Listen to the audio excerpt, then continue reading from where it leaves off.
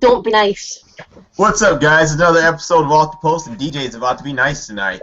We are doing a nice across the pond version for you guys. As you can see, it's in the middle of the day, so it's really later for them. So I guess it works out for both of us. Even though I'm missing some hours of work, so I'm kind of angry because that's money. But nonetheless, I did this because I love all these people. You gotta crack a good joke to start the episode. As you see, it's some panelists you've seen before and some panelists you might have never met before. We'll go through so you can meet all of them. Oh yeah, by the way, there's something that's happening with Holly I'm going to tell you about. It's a cool little thing that one of our viewers is doing, and I think all of you should get involved with it since she's retiring if you didn't know already. Let's actually get to the panelists, and I'll talk about that, and then we'll jump into the show, all right? Let's go to Rachel. How are you doing, Rachel Stack? Not too bad, Dwayne. How are you? I'm all right. It could have been better, but, you know, making it there. And are you happy about how the World Cup played out, Rachel? Yeah, I'm happy. The final, I think the US ran away with it a bit, but overall I'm happy with the result. I'm a big US fan, as you know. Yep. And you're happy for the Tobin Heath goal, I bet. You're jumping for joy. Oh, yeah. Let the haters hate. Ellie, how have you been doing lately? You actually have a webcam. Yeah, you can see my ugly mug today. I'm alright. Probably not much. And it looks like your brother's having fun in the video game, but other than him having fun, how did you like the World Cup? I suppose I liked it because England did so well, and despite my nationality, I did want them to do particularly well. Apart from that, it wasn't really bothered. Very good, very good. So you weren't too bad, right? No, because Scotland weren't there, so I'm crying really. And Courtney. Oh, wait, we have more to say? Yeah, and wishing death to the Netherlands every game we played, but that's for another day. Oh, don't worry. We'll get to that another day. Don't worry, we will. Courtney, what have you been up to lately? Just catching up on life, I guess it's a World Cup, and this week's been kind of catch up on everything that I didn't do the last month. That's good. So the World Cup basically ruined your life, almost, but it made it better. Ruined is not the word. It was a wonderful month. But yeah. And let's go over to Selena. What's happening up north, Selena? Nothing right now. Nothing? Absolutely nothing's happening for you right now? No, watching the Pan Am Games and that's it. Did you get the chance to go to any World Cup games? You can lie and say yes, just because that's what we think all Canadians did. No, yeah, I did actually. Canada versus Netherlands. All right, nice. Very good. And now let's look to our special guest, if that's what you want to call him. His name is Aaron. Aaron, tell him what you do and something about the World Cup that you enjoy. Well, I'm recover the Irish League for extratime.ie. I do a good bit alongside Rachel. The best part about the World Cup was probably not seeing the Germans win. It's funny though. I think a lot of people shared that sentiment because I seen a lot of people cheering when they didn't win any type of medal at all. So, but in saying that though, my biggest regret was I just before the game I picked Carly Light to score a hat trick, and I was going back at 50-1, but my thing account wouldn't work. I was good. Hey, that's kind of crazy though. Like someone else chose her to pick a hat trick too, and I was just like, "Everyone, are you serious?" And she had it. So I mean, I don't know. You guys were like called something. I couldn't see it, but it happened. So that was amazing. I had actually said that I thought the USA would probably win 4-1. I was thinking, so I thought they'd be comfortable enough. God, everyone did so much better. Their selections. It was just like I knew they would dominate, but I didn't. The scoreline was the trouble. That was what I had an issue with. If you are watching live, which I say you shouldn't be, you should be at work doing your job, then you can use the hashtag WoSoTalk. Or you can send us questions on Facebook or Tumblr, and we will answer them on the next show or even this show when I check. Guys, are you ready to jump into the World Cup? Oh, yeah, I got to talk about that little holiday thing that's going on. Yes, let me talk about that first. As you know, since Holiday is retiring, so there's a few of the fans on Twitter that are setting up something that all the fans can get involved in. The ways that you can get involved is you will send a tweet or DM to you at US Women Love 8. I'm going to send that on our Facebook and Twitter, all of this, or Chainsaw 12, and just send some artwork or some words that describe how she's touched you or how you've enjoyed watching her, anything that you want to say to Holiday. They're going to put it all together, I'm guessing, and they said they're going to give it to her. They really want fans from all around the world to get involved to do this. So as you can see with our international panel, maybe some of them will send something to Holiday that she'll like. So hopefully you guys, if you see this and you're interested in doing that, you'll get involved with that. All right, guys, let us get into the show. Let's see, where are we going to talk about? I guess we're going to jump right into it and discuss like some of the semifinalist teams, because then on the first international show, we talked about the teams that we thought were going to be big players in the World Cup, and then we just broke them down to different players on their team and all that stuff. But now we're just going to talk about the semifinalists because we know they were the 4 last big dogs remaining. Let's start with Germany, the team that Aaron was happy to see lose. And we will go with you first, Aaron. What were your thoughts on Germany's World Cup run? I thought the group stage they had it a bit easy. I said the Norway game, though I expected them to do slightly better. But in saying that, Norway defended.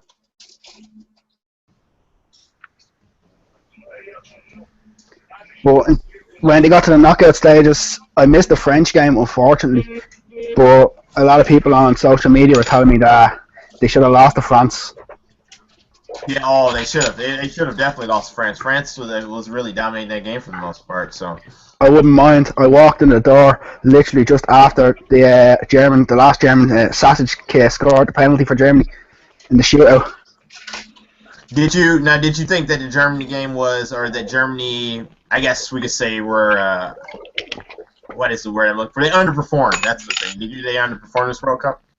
Yeah, I thought they did. Coming into it, I would have expected them to be a lot better. Like, in saying that, with the group they had, I knew they'd go get through the group easy. But the knockout stages, I thought they'd be a lot better. Like, England showed that they are beatable. So did France. Selena, what are your thoughts on Germany this World Cup? As Wolf just said, they did have an easy group, and I did watch the France game, and France could have taken that game easily, but unfortunately went to penalties, and Germany got by. But Courtney, thoughts on Germany? I'm a bit surprised, with everyone else did a really easy group starting off, but there's so much talent on that team from, starting to the bench, I'm really just surprised how from kind of the knockouts on, they really just didn't perform well. The round of 16, I actually thought it was a better game than it was, and I don't really know if that was them playing really. I think a combination of them playing really well, and then they play Sweden playing really poorly. Yeah. So that was kind of interesting. What I really am just still confused about, that hasn't been subbed already, I'm still really confused about the choice of subs, or lack of subs, I guess, during the game against the U.S., which, I don't really know what's going on there. No one's really in Sylvia Knight's mind, but I think I'm just kind of baffled by, them underperforming / at that point you're down. It's a close game. You're only down, I think, 1-0 at that point, and you only make one sub, and she's clearly not fit. To fully fit to really make a difference. So some odd choices, and I think a little bit of underperforming. A little bit surprising to be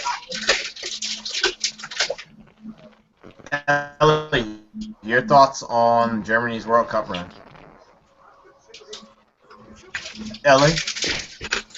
Oh, sorry. I'll be pretty critical, and it's even in the group stages when they're playing the easy teams as such, Thailand and Ivory Coast, they were pretty wasteful in what they were, what they were putting away. And when you're doing that against the smaller teams, then I think against France especially, they had chances where they could have won it, but I suppose France the same could be said, but they were poor the whole tournament. Critical enough to say. And Rachel, your thoughts? I thought they were poor overall. They had a very easy group stages. they weren't pushed against Thailand or Ivory Coast, and they scored a ton of goals. And it's one of the things I said from the start is, unfortunately, because they scored so many goals, one of them was going to get the Golden Boot. Where if you put it into comparison of the United States, they had such a hard group, and Carly still ended up coming out on top. Equal goals. It was just the minutes that she didn't win the Golden Ball for, or Golden Boot for. Sorry. In terms of Germany, performance-wise, you see when a team put it to them, they weren't able to cope. And the first test they had was against Norway, and they dominated the first half. But once Norway kind of got a bit under control, Norway should have won that match. So I think it was kind of evident from the start that it just wasn't clicking for Germany. I could see they weren't going to make it to the final.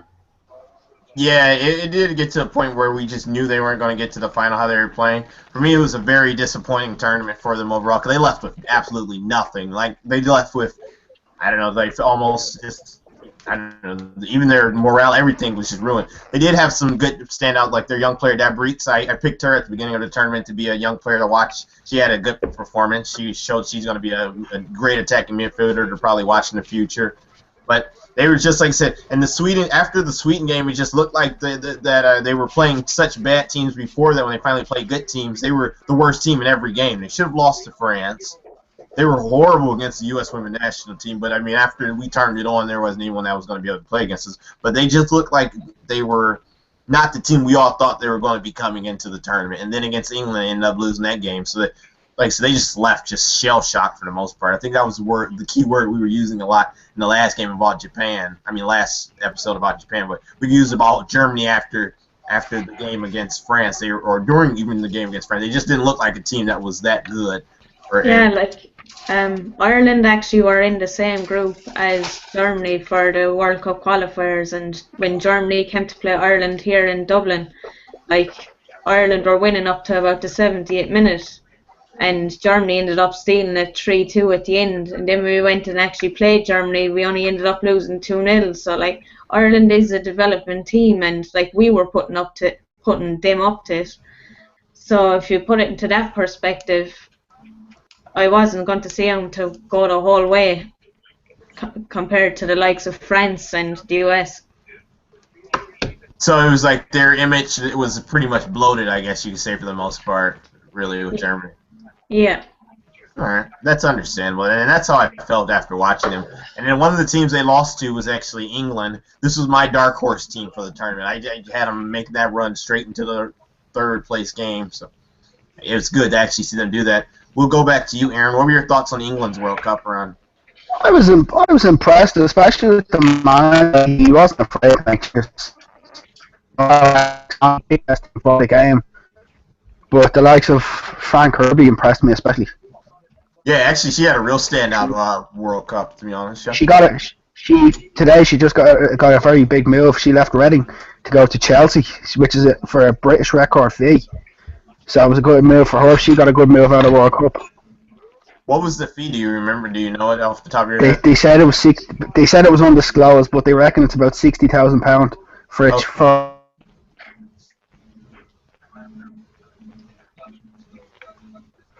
I think it cut out while you were talking. Okay. They reckon the fee was about 60,000. Okay, all right. Selena, your thoughts on England? They showed that they were a dark horse, in my opinion, too. They had a good tournament, beating Germany and Canada. You know, it's good that England's going. They're doing good. How did you feel about that game against Canada and England? You had Canada going into it winning it, or did you think England was going to be a tough opponent? Well, you know what? Personally, there's one. I don't want to call her out, but you know how England scored their 2 goals real fast. One defender screwed up. So, you know, coming to that game, seeing her start personally, I knew Canada was going to have a hard time winning. So, and England took advantage, and they were the better team at the end of the day. So, England went through. They were the better team. Courtney, your thoughts on England's World Cup run? I mean, I think they had a really great run. You know, I think they got up to kind of a slow start, but I think they just got better and better as the tournament went on. We mentioned Fran Kirby had an excellent tournament.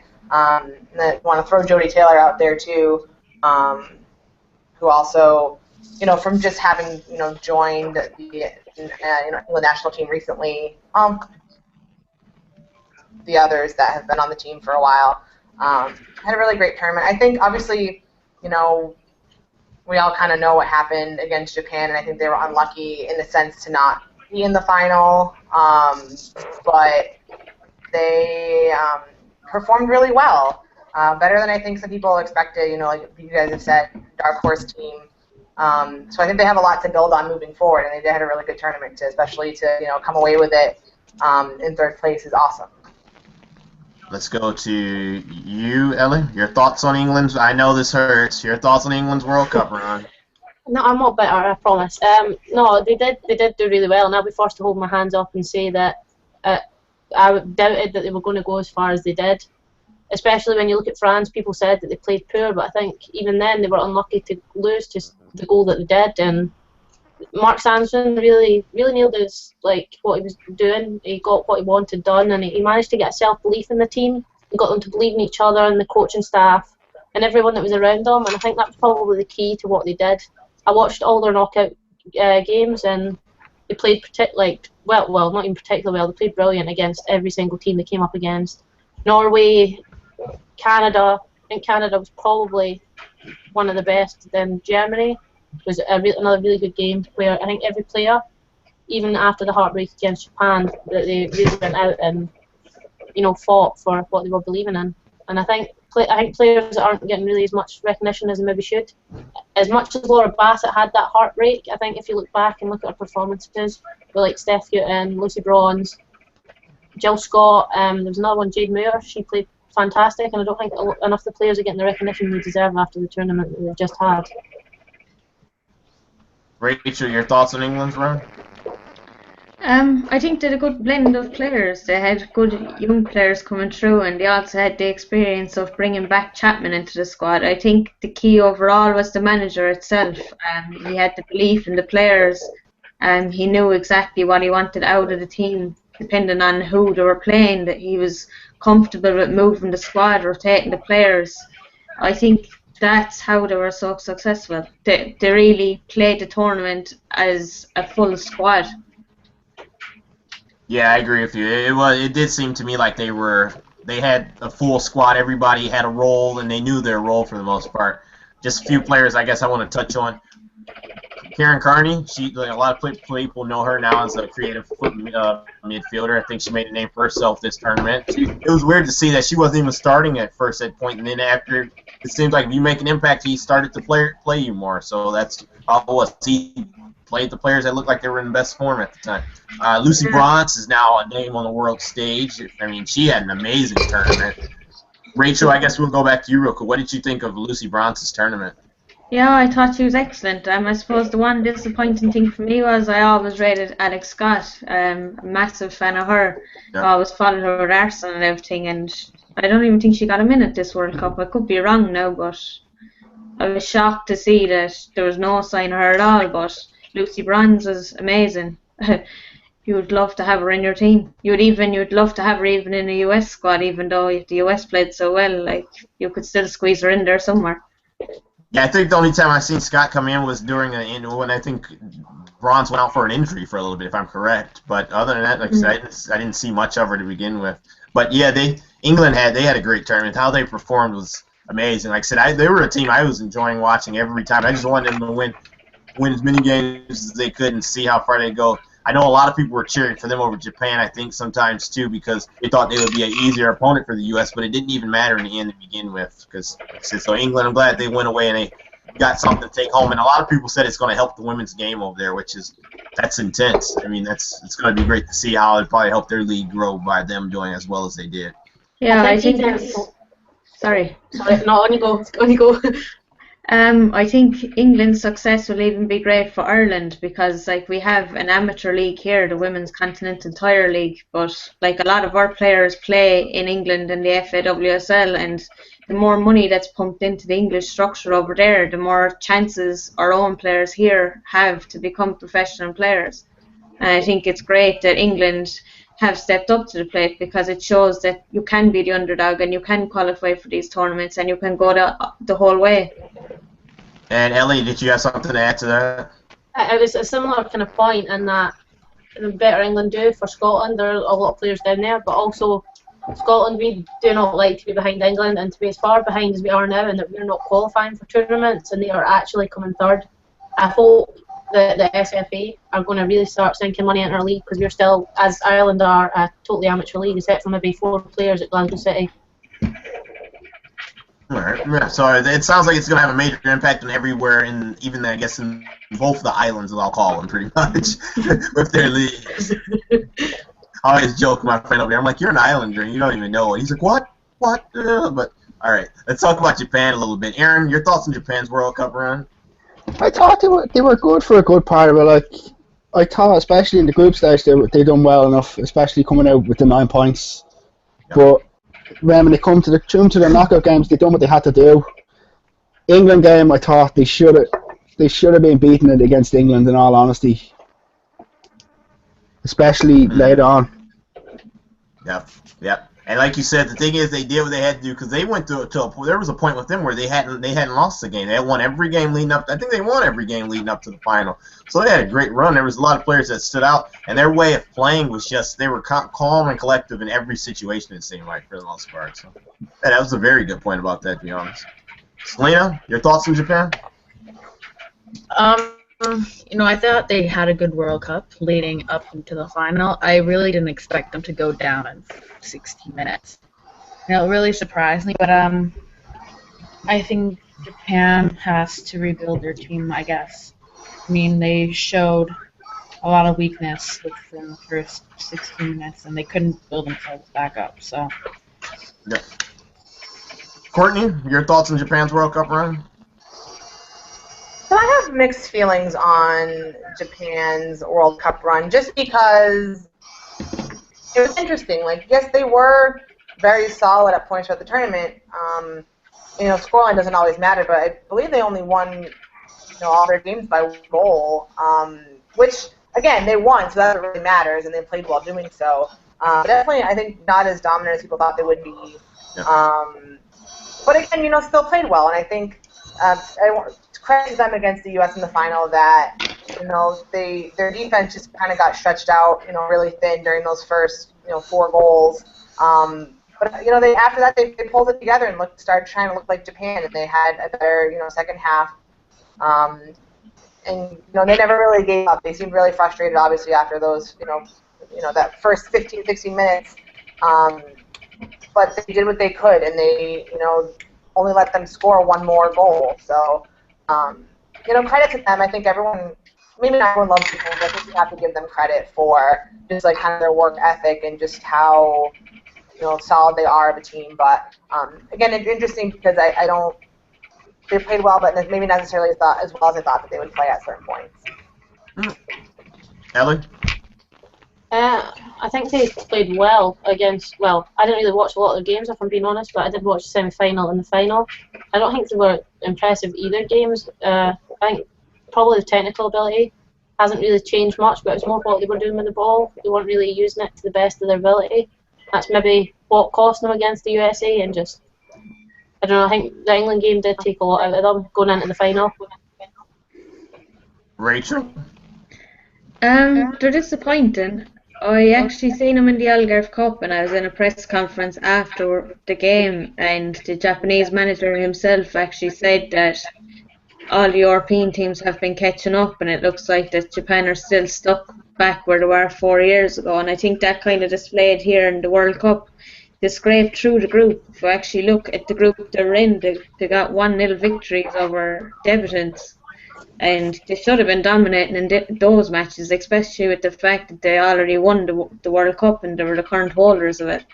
In terms of the semi-final against England were absolutely robbed, and Japan they more or less ran out of their luck, because if you were in the match before that, they beat Australia on the 84th minute, which was a goal that was offside. So I think when it came to the final, I wasn't expecting much from them.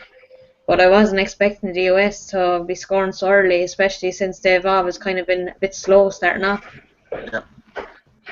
For me, it was with Japan. For me, it was just like they were consistent. I guess you can say they were consistent the whole tournament with what they did, but it didn't seem like they were playing at a high level. If you can get me, what they won their games. They played the same way, but it wasn't like a team that you felt like was going to be unbeatable or going to be real tough going forward.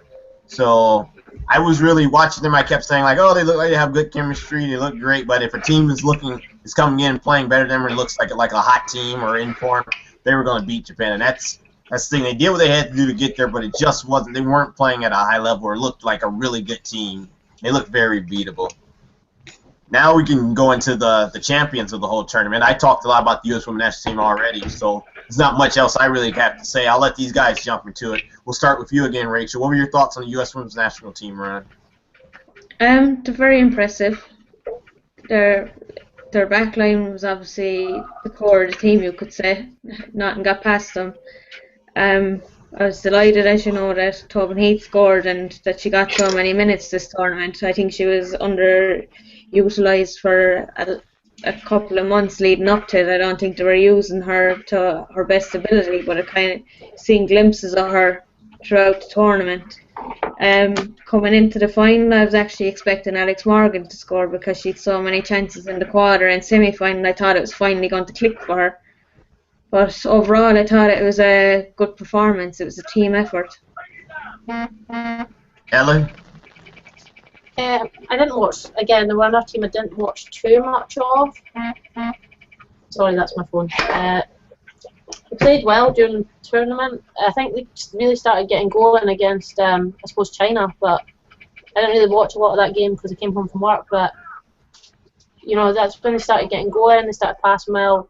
As a team, they looked solid. They didn't look like they were going to concede at any point. I mean, I think Japan were lucky, I suppose, to get their goals the way that the US went out in the first 16 minutes and just demolished them.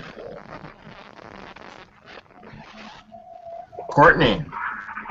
Yes. I feel like you kind of talk a lot about not on this show, but just a lot about the U.S. Women's National Team. But you know, obviously, just to kind of bring up some points that I saw on the show the other day. You guys talked about the final, so just I guess to kind of echo some of those things. Yep.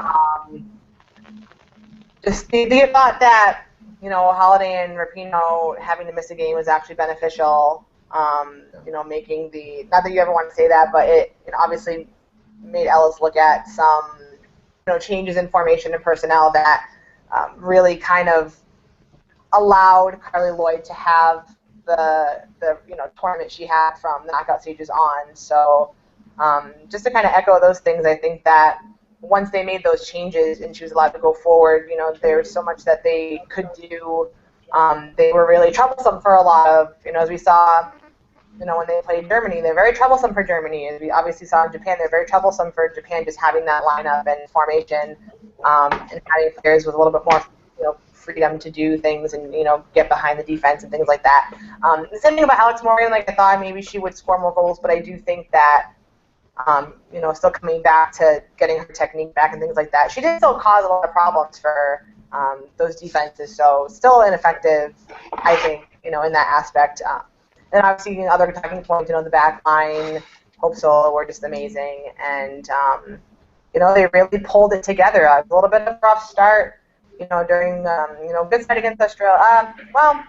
Good result against Australia. I don't want to say good start because that first half was terrible, but, ups and downs, but overall, they got it done when it came down to it, so that's really what's important in the end.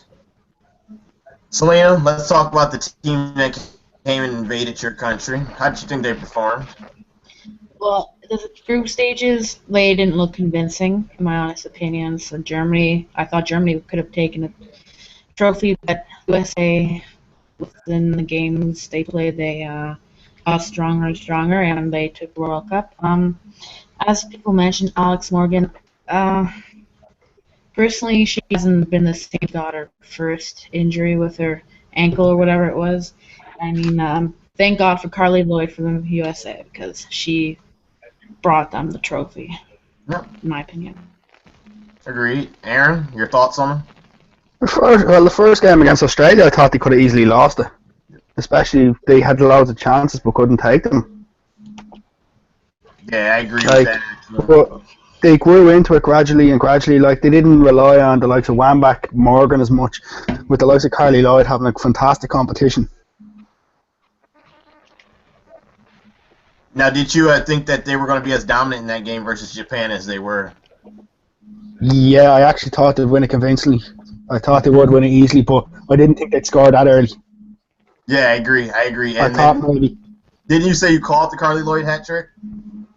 Yeah, I was gonna back it up, and my betting account wouldn't load up for me. There was a problem. I had to change my bank card. It was 50-1. Ah, geez, 50-1 for that hat trick. See, I was telling everyone to go bet on England because I think it was like early on the odds were, okay, we're talking about betting on this show. I'm sorry. Okay, no, this is a kid's show. We'll talk about that later, Aaron. We'll get to the betting and stuff. But yeah, overall, like I said a lot of things about the U.S. women's national team. It was amazing how it once said, I said this actually on the show 2 days ago. It was 2 yellow cards and a Rampone injury that changed his whole lineup to being alive to win the World Cup. And we could say it was, we could say it was, but JJ got in. The 2 yellow cards, we got to see A-Rod and see Kelly was the impact player and the formation shift, and it seemed like they would look like a totally different team because of 2 yellow cards and a Rampone injury, you could say. So.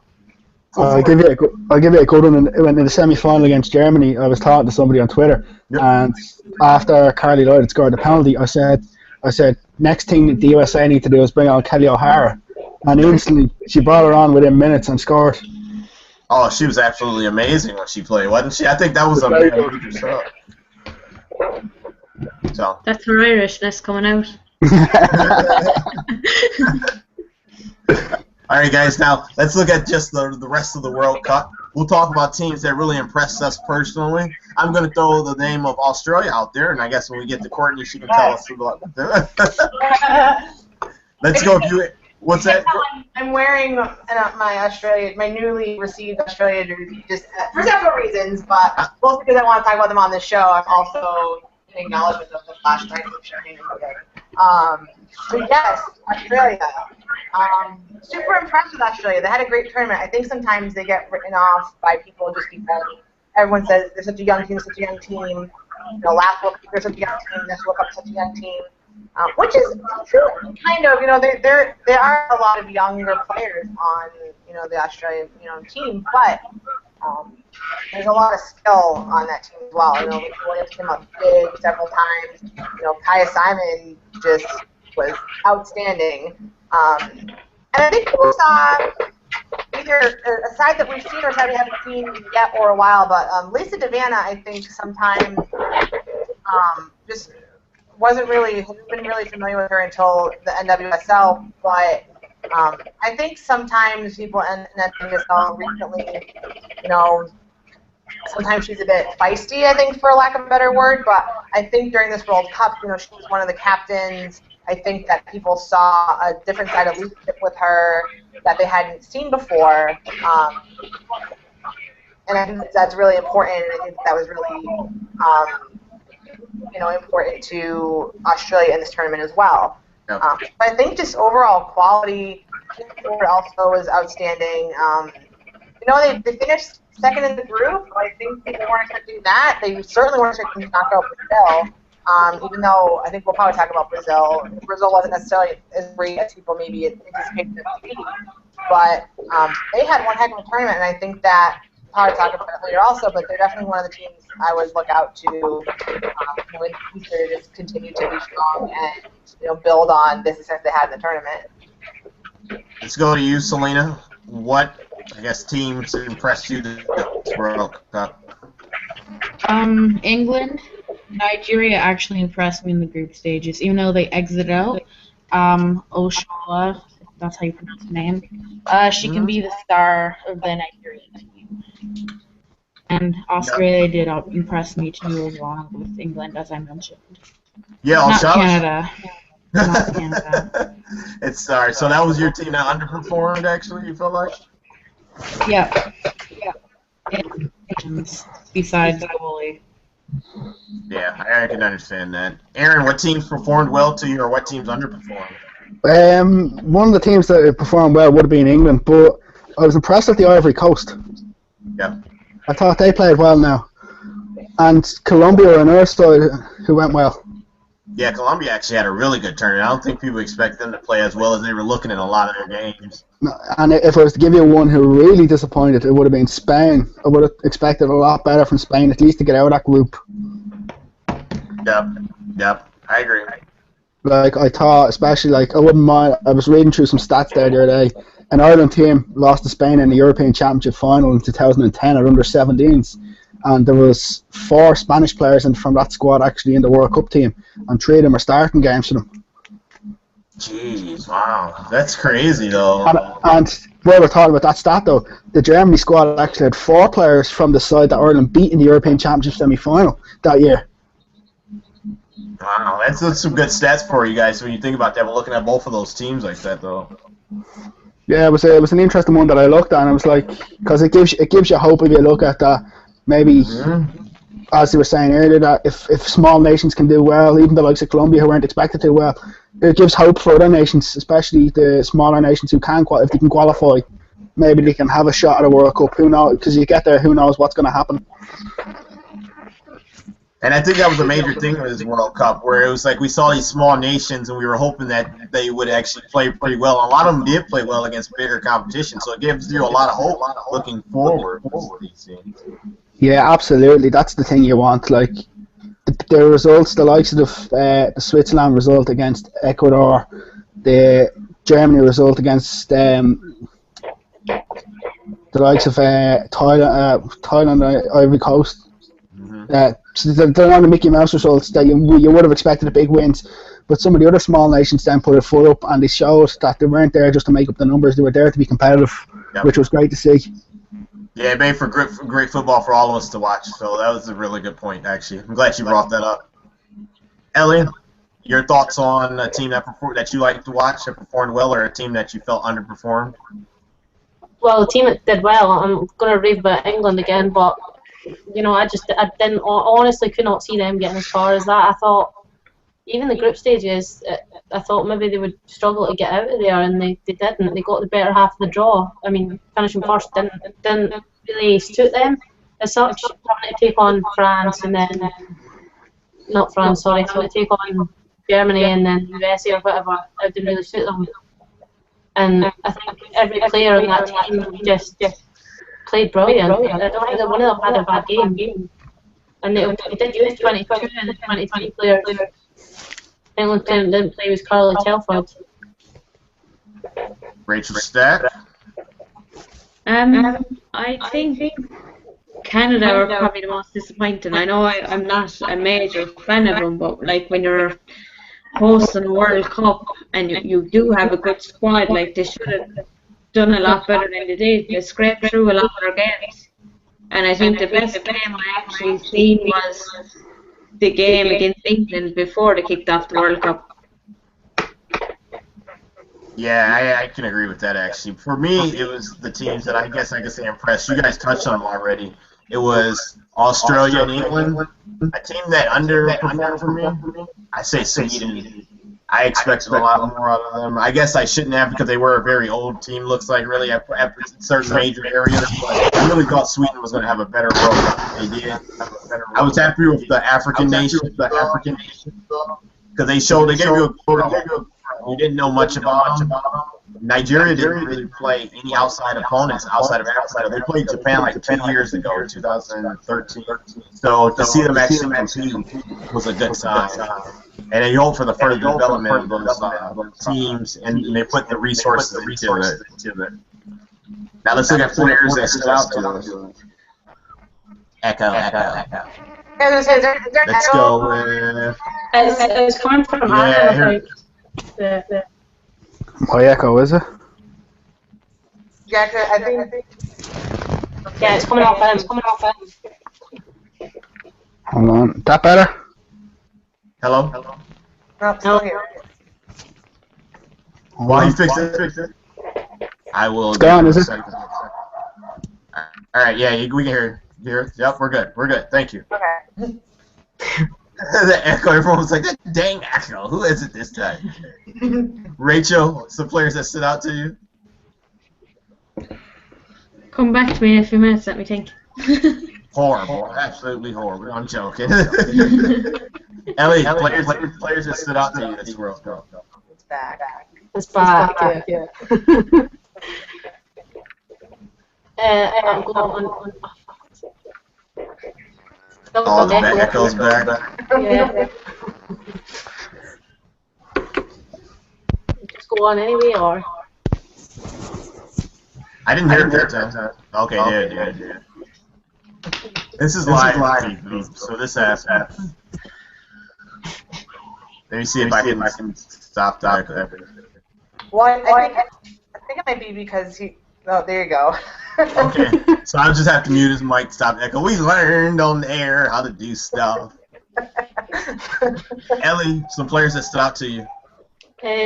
From Nigeria, it would definitely be Oshoala. I seen her play with Liverpool, but I think there she hadn't really settled in, and I was a bit disappointed when I seen her there. But in the World Cup, she definitely showed what she could do. She was very pacey, a lot of problems. I think going back to England again, God, I hate myself for this. Lucy Bronze, absolutely fantastic tournament. It's absolutely criminal she did not win the silver or bronze ball. I think it's criminal that she never got that.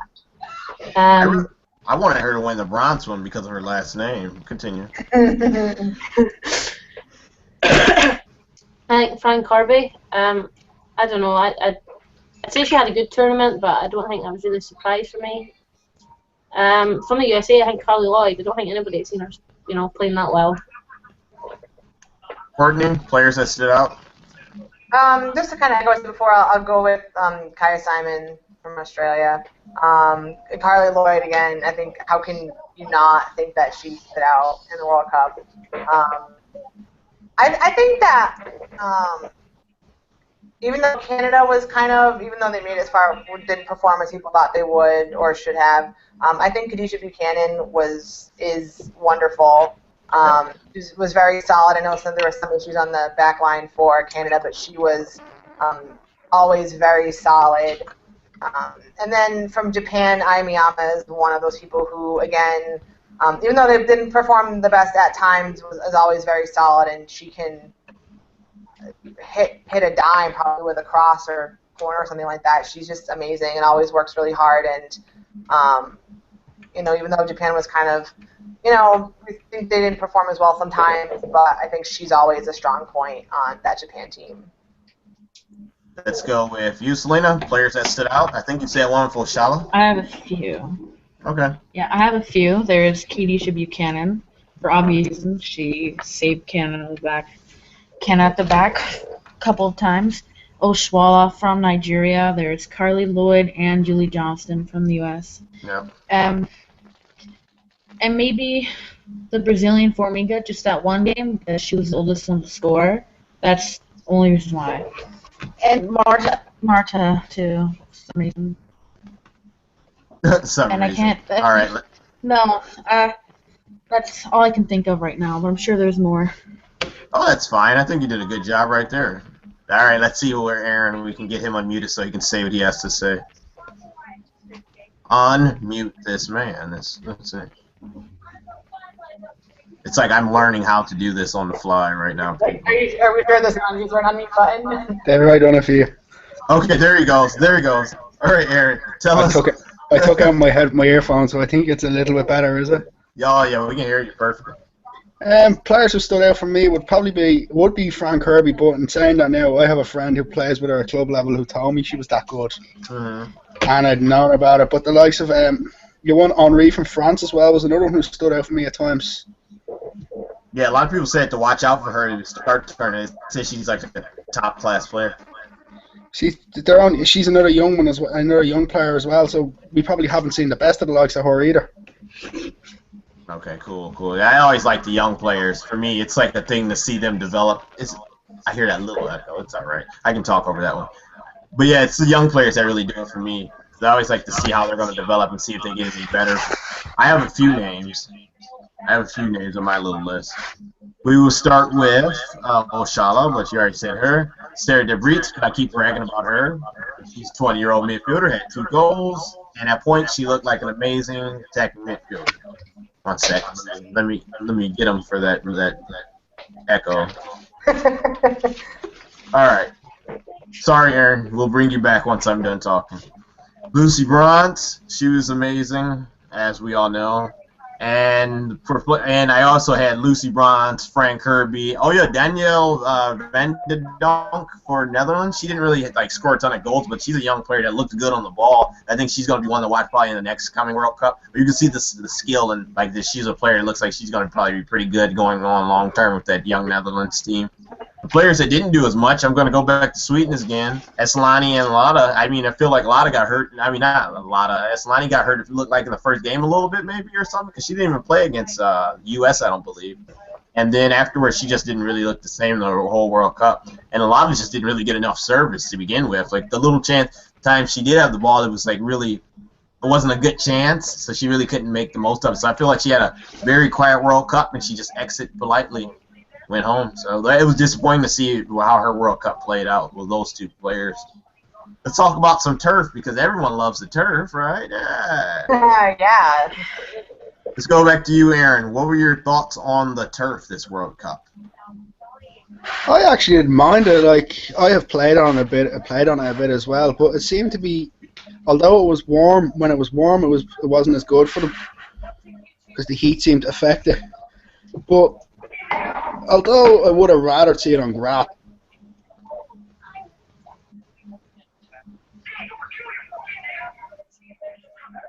Still there, Aaron? Yeah, I'm still here. Okay, I was just making sure. I get so scared now.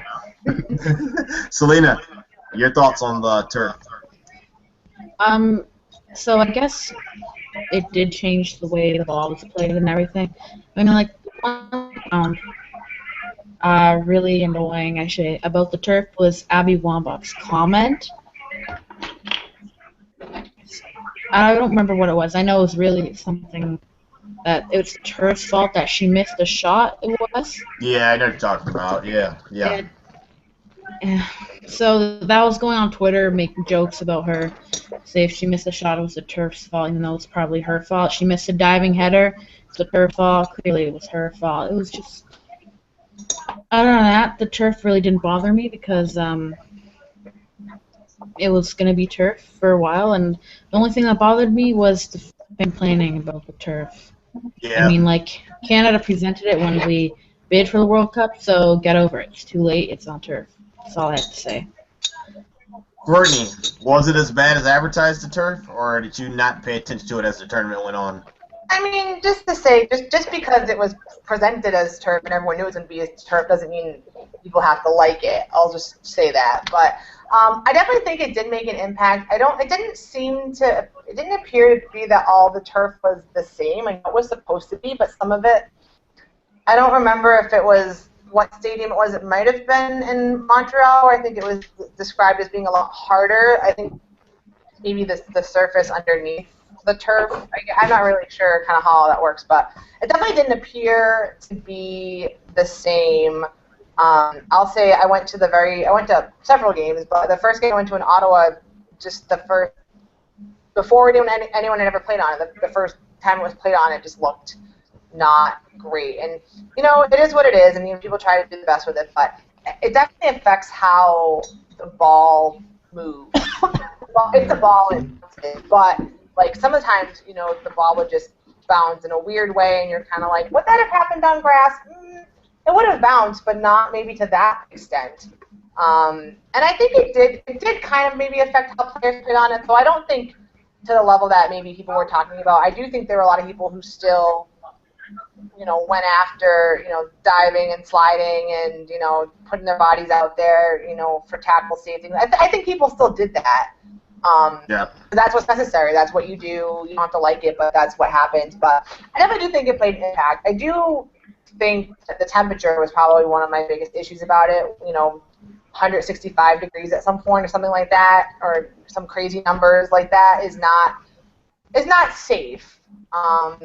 And I think my other issue with the turf just being the little pellets, I don't know. They never really said if that was what happened when Bardsley went out. Maybe they did and I missed it, but that's just the ability to, when people go on the ground and they get up and they got turf pellets all over their face, and just the potential for that to go in the eyes or affect things like that are just not ideal. But So I think they had an impact. I don't necessarily know that it was as huge as people made it out to be, but I think definitely with the temperature and the way the ball moved and just, harder surfaces when you land on the ground, it's going to probably hurt either way, but when you're landing on a harder ground and not grass, that definitely makes a difference. I think just recovery and injury and things like that. But I will say, now that it's over, I do think that I was impressed that, most teams in the tournament seemed to come away with very few injuries, which I think was a big concern for everyone playing on turf, was the increased risk of injuries. We've seen how many,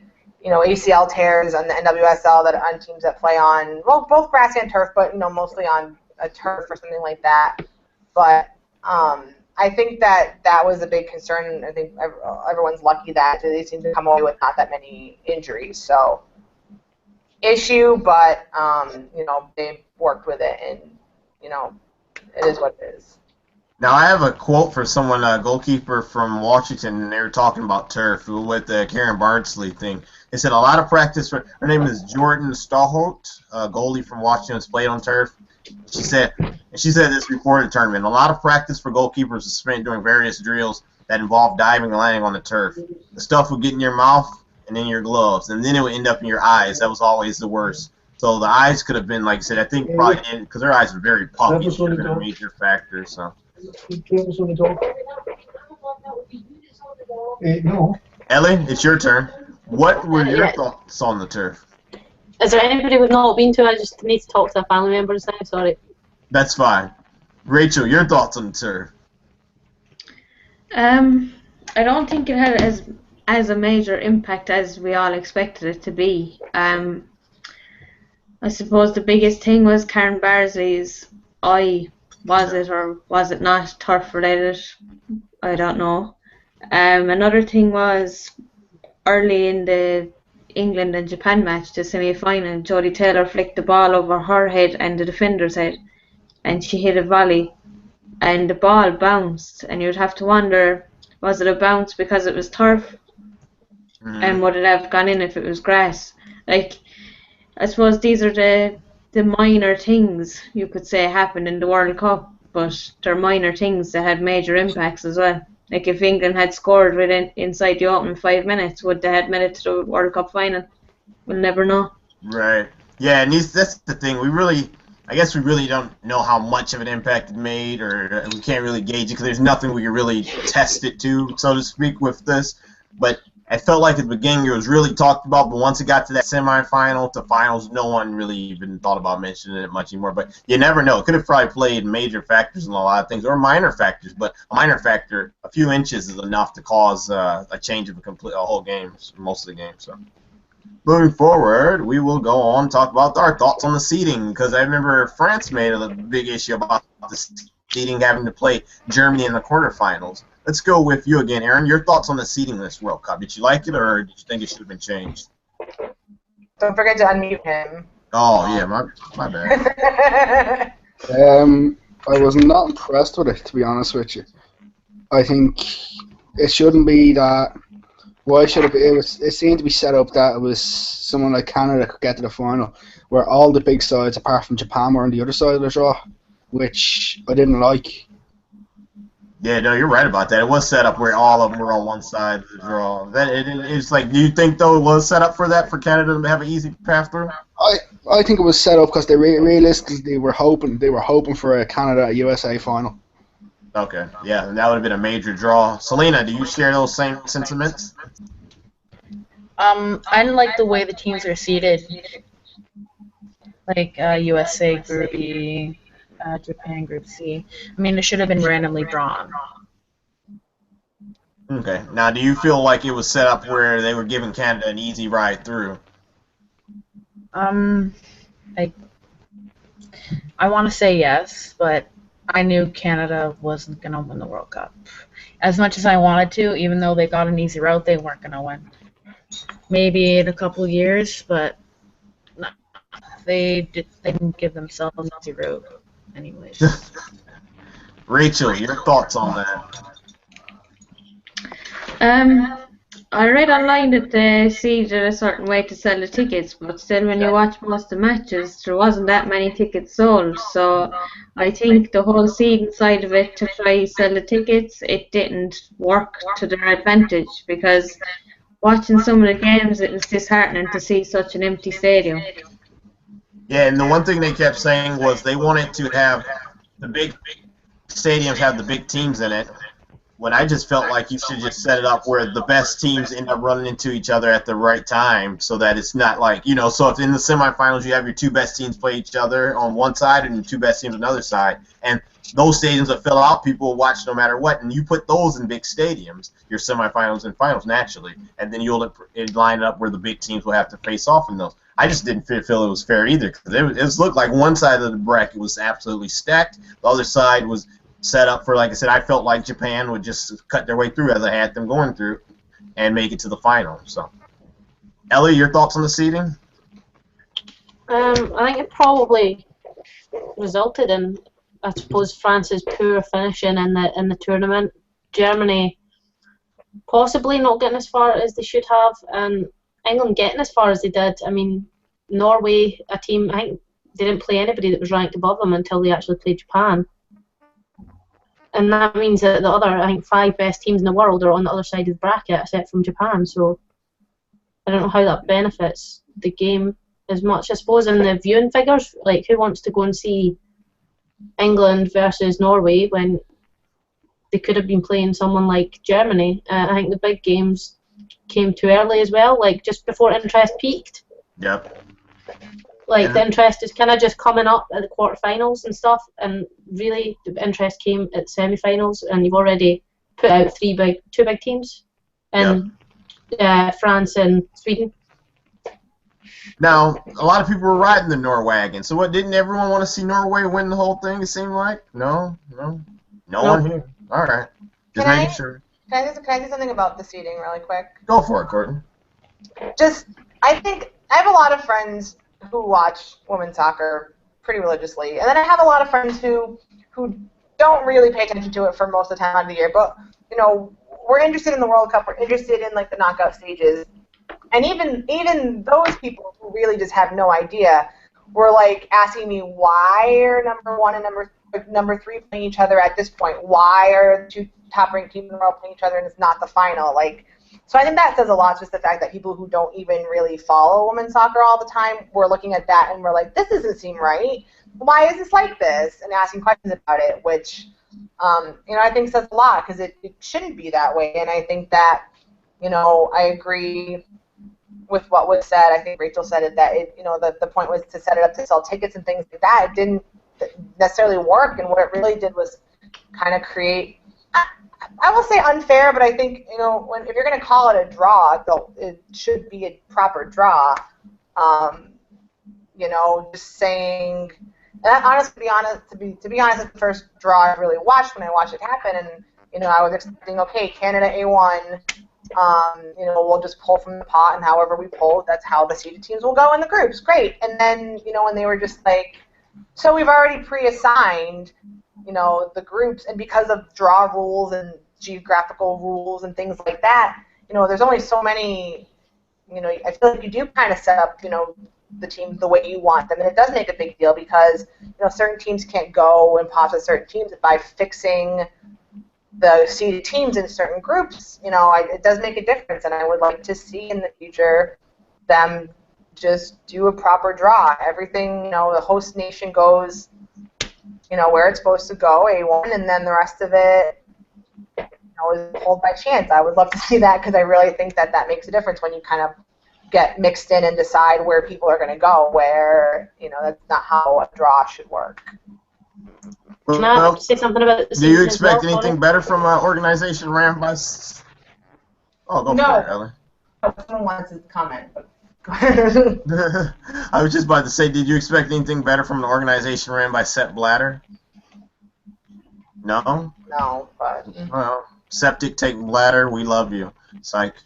All right, moving on. Let's talk about our overall... Oh, sorry, Ellie, go for it. I think with the seeding as well, actually, dare I say it encouraged England and France to play for second. to get an easier route. It opened that up for them.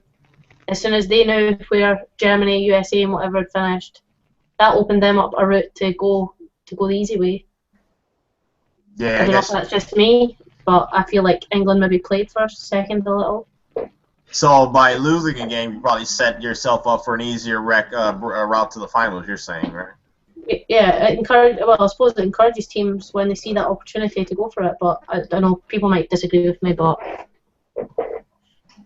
that's a good view, actually. I mean, I wonder how many teams were probably like, oh, if we take our foot off the pedal a little bit, we might get a little easier route to the final. You never know. You never know. If you just look at, I'll just use Australia because that's the team I'm talking about for the day. But like, if they would have come in, look at the route that Sweden took. So I guess look at the route that the U.S. took compared to the route that Australia took, and then even coming in third, you kind of got a weird route also because then Sweden was playing Germany, which very easily could have been Australia playing Germany. So it's kind of like, and I don't think people purposely play this way, but you look at it and you're kind of like, well, look at Group D. Like if you finish on top, you have a fairly easy route. You play Colombia, China, and then Germany. So that's good. And then you look at even in that group, finishing second, you end up kind of maybe on the easier side of the bracket, but then you finish third in that group and you're against, hey, we're playing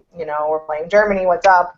And that's, a tough side. So I think it does, I would agree, I think people maybe had that thought, but I don't think that changed how people played the game, but, it does make you think about it when you can plot out the route based on how you finish in a group and know where you're going to end up going against. It's kind of interesting to see how that plays out when you play with the draw like that.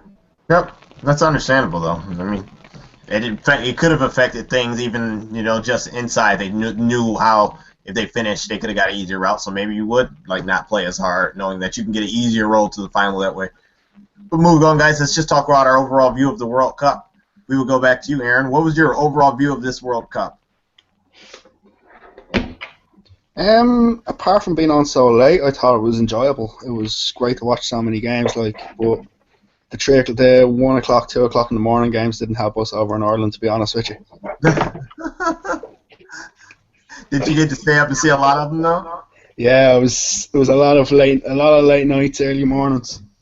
Let's talk to Rachel Stack about that. Rachel, did you like the World Cup overall? Yeah, I enjoyed it. Same as Aaron, didn't really enjoy the late nights though. Had to take 1 or 2 days off work to watch it. Yeah, I think it was good overall. It was great that it was expanded, and I'm looking forward to the next one. It's going to be on European time. A little bit easier for you guys the next one, while we'll be the ones that have to suffer a bit, but that's all right. I'll just change my sleeping habits for a World Cup. Nothing major. Ellie, your thoughts on the World Cup? I guess you had sleeping problems too. I still haven't, still up to 3 o'clock in the morning thanks to the World Cup. Still trying to smooth out the wrinkles in my sleeping pattern, but yeah, I think it was from a UK standpoint. I think it was a pretty successful one in getting people interested in the women's game. And I don't know if it's the same. Well, it'll be the same in America, I presume. That it has generated a lot of interest. Courtney, what do you think? Did it generate a lot of interest, and what were your overall thoughts on the tournament? I mean, I think the fact that even for group stage games and things like that, I think the fact that so many people tuned in and there were viewing records broken, several, a couple different areas, I think that's great. I mean, even if, like I said, I think more people that I know that I never hear talk about soccer were like, World Cup, yeah, USA, which is great. Obviously, you want people to be able to watch more than just during the World Cup, but I think the fact that people are tuning in is great, always great, even if it's just for the World Cup, even if it's just for the final, semifinal, whatever they watch for, I think is great. And I do think a lot of people have seen the team now and become slightly invested.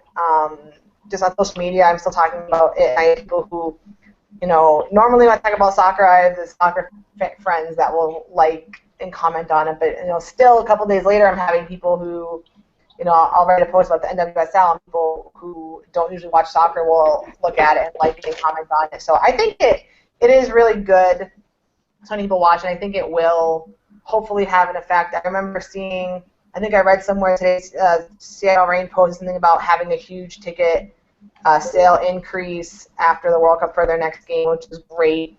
Hopefully we'll be sustained and not just, oh, it's right post-World Cup, we're going to go watch NWSL. Hopefully it'll be sustained, but I think that's always a good thing when you break out those kind of records, 25, 26, however many million people watching the final. It's always a good thing.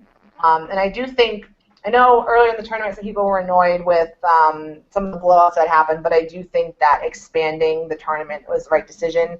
Yep. Because sometimes those games, even as crazy as they were and as much of a blowout as some of them were, I think that's really one of the only opportunities that those countries are going to get to face top competition and face top teams in competition like that. And I think that's hugely important for their development and development as a whole for women's soccer. So no one really likes to watch a blowout, but I think that can really only help those teams develop and help the game grow more for that too. So, people not so happy about that, but I'm glad that they decided to do that, and I think that it will benefit the game in the long run. Yeah, for me, the 2 points, 1 point you made was how hopefully it sustains that interest, because I always feel like there's a blow up for everything right after. Right. Then it just dwindles down naturally. So we're hoping that this stays sustained. For me, I spent so much time at the post office mailing off prizes to people. They kept asking me, where are you mailing this jersey off or these shirts off? I'm like, oh, it's a World Cup. And people were like, oh, you host a little show talking about the World Cup? I was like, yeah. And then I would talk to them, and the first thing they would say is, oh, Alex Morgan. And I was like, yeah. But there's other players, too, so you should watch the World Cup and check out about them. There's other people, not just the people you see in your McDonald's commercials holding Big Mac. So I tried to grow the game, and I talked to more people about it. Like, I'll talk to some of my guy friends that like football, and they'll say, oh, yeah, all right, yeah, the Women's World Cup, are you watching? And I talk to them and say, oh, check out the show, we're going to talk about it and stuff, too. So I really tried to help grow a little bit of interest secretly as I can, slide it in a conversation here or there.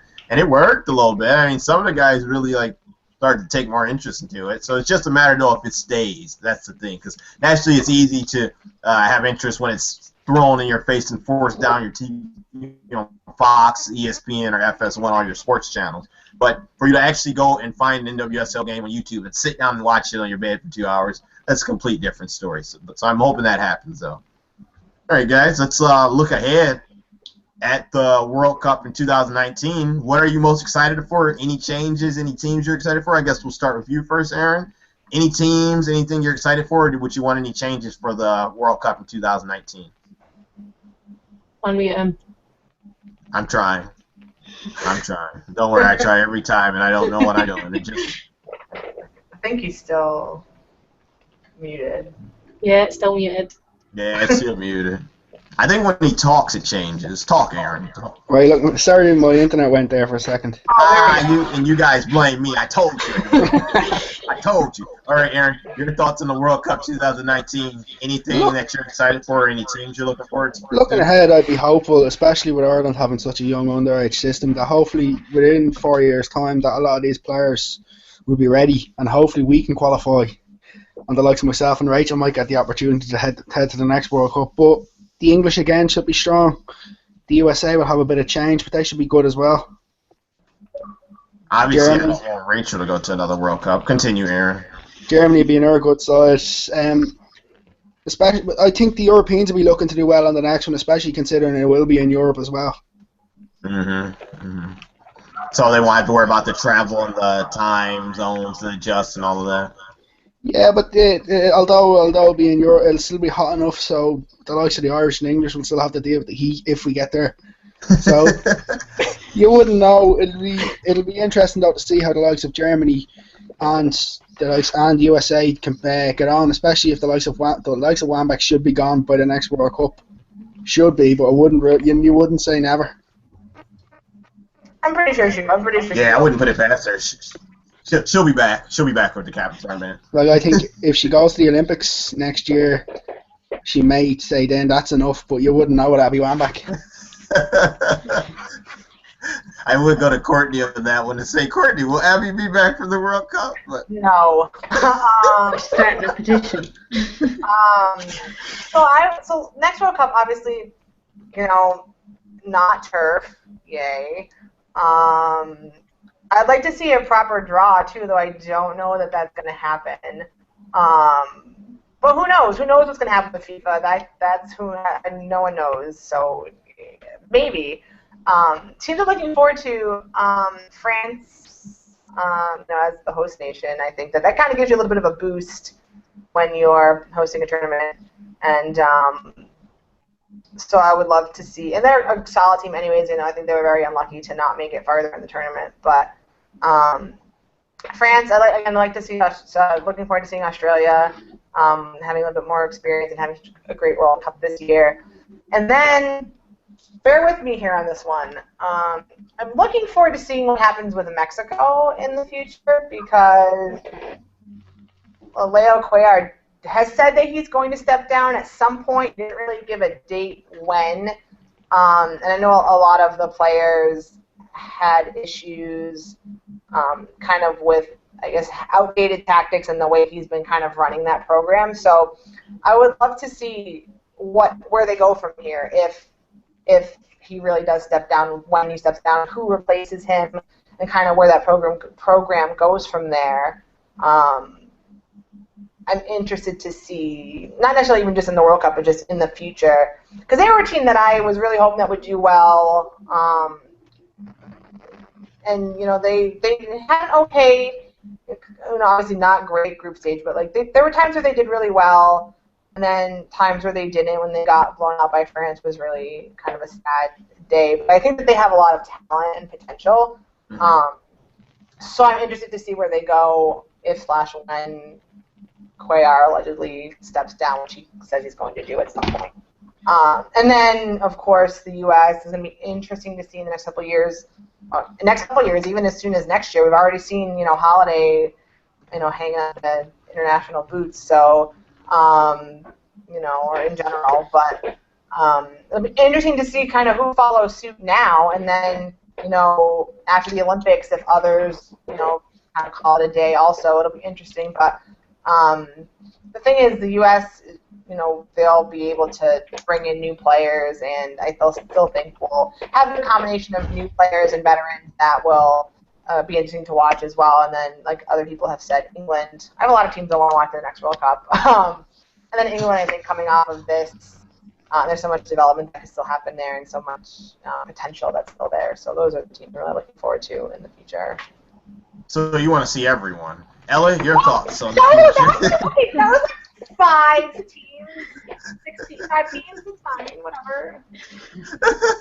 Ellie, what teams are you looking forward to in 2015?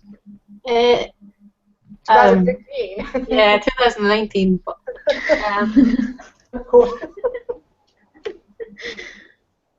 continue. Probably the Netherlands. I mean, as much as I really dislike them because they put Scotland out, I think they really underperformed on. I think the kind of expectation that was built up on them. And they have a lot of young players. I think it was a Vivian Miedema or something. She's like 18 or something. I'm 18 and sat at a computer reviewing the World Cup. Never mind playing it. Yeah, they're one of the teams. I think France, again, being the host nation. The host nations never seem to do it well. The past two, anyway, haven't seemed to have done very well. And even with the Euros, Sweden didn't do very well. I think Sweden, they'll be another team that'll be interesting to see because I can see a lot of players hanging up their boots before they make the next 4 years. I suppose being European as well, we've got the Euros as well to look at before we even think about the World Cup in regards to the teams that are going to go. I can't wait to talk Euros on this show. That's going to be really fun. Yes.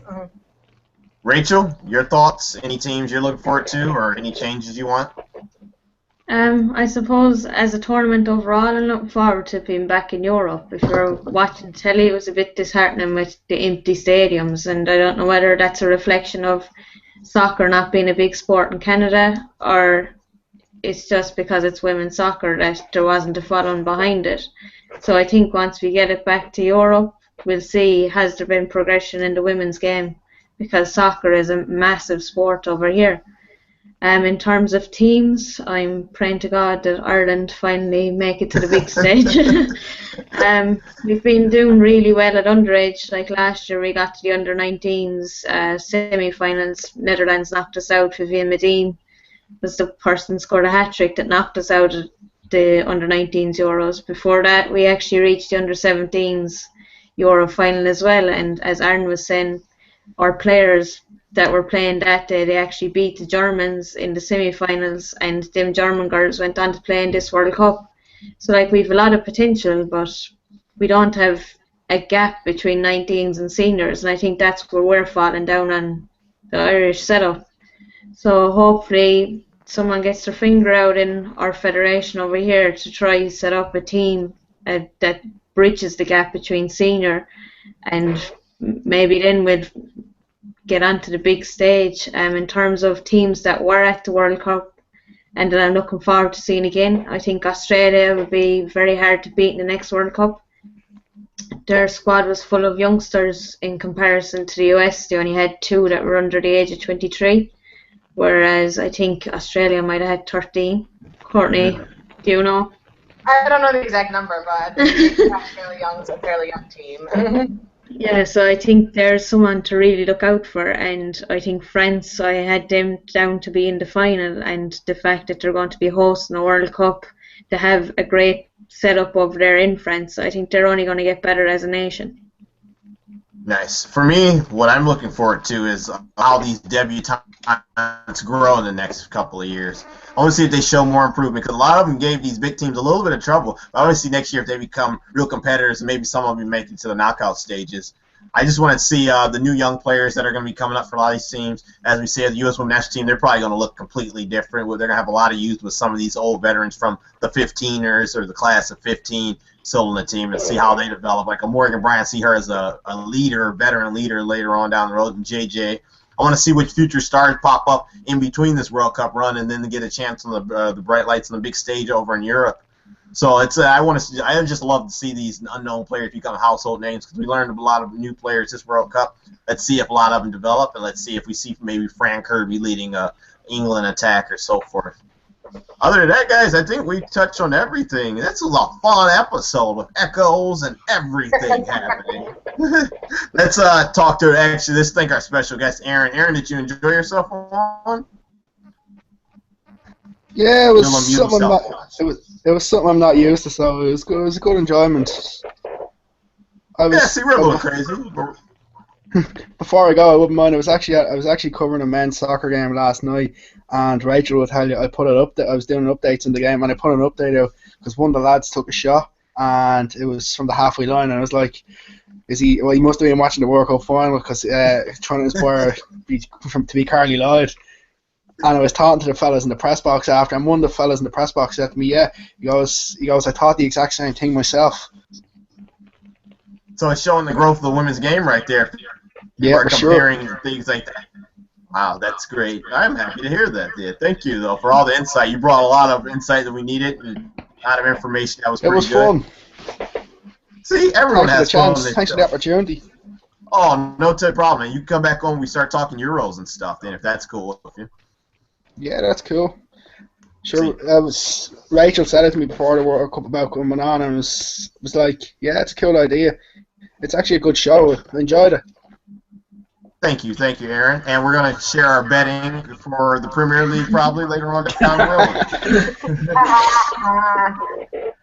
As you guys know, I'm your host, DJ Yank by birth, not by choice.